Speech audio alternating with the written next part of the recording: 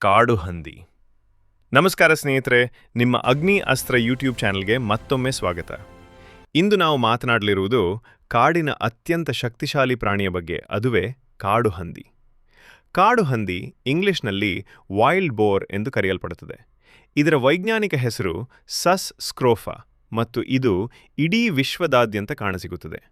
ಭಾರತದ ಕಾಡುಗಳಲ್ಲಿ ಹೊಲಗಳ ಅಂಚಿನಲ್ಲಿ ಇವು ಹೇರಳವಾಗಿ ವಾಸಿಸುತ್ತವೆ.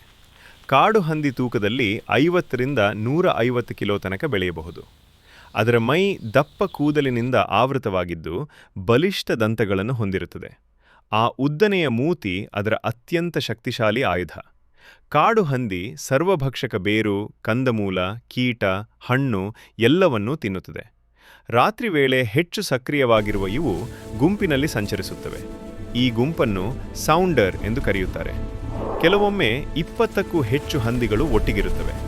ಮಣ್ಣು ಅಗೆಯುವ ಮೂಲಕ ಇವು ಪರಿಸರದ ಸಮತೋಲನ ಕಾಪಾಡುತ್ತವೆ. ಬೀಜ ಪ್ರಸಾರಕ್ಕೆ ಸಹ ಇವು ಸಹಾಯ ಮಾಡುತ್ತವೆ. ಕಾಡಿನ ನಿಜವಾದ ಕೃಷಿಕರಿವರು. ಇವು ಸಾಮಾನ್ಯವಾಗಿ ನಿರುಪದ್ರವಿ, ಆದರೆ ಮರಿಗಳಿದ್ದಾಗ ತಾಯಿ ಅತ್ಯಂತ ಅಪಾಯಕಾರಿ. ಮನುಷ್ಯರ ಚಟುವಟಿಕೆಯಿಂದ ಇವುಗಳ ಆವಾಸ ನಾಶವಾಗುತ್ತಿದೆ. ಇದು ನಮ್ಮೆಲ್ಲರ ಚಿಂತೆಯ ವಿಷಯ. ಕಾಡು ಹಂದಿ ಶಕ್ತಿ, ಬುದ್ಧಿ ಮತ್ತು ಸ್ವಾತಂತ್ರ್ಯದ ಸಂಕೇತ.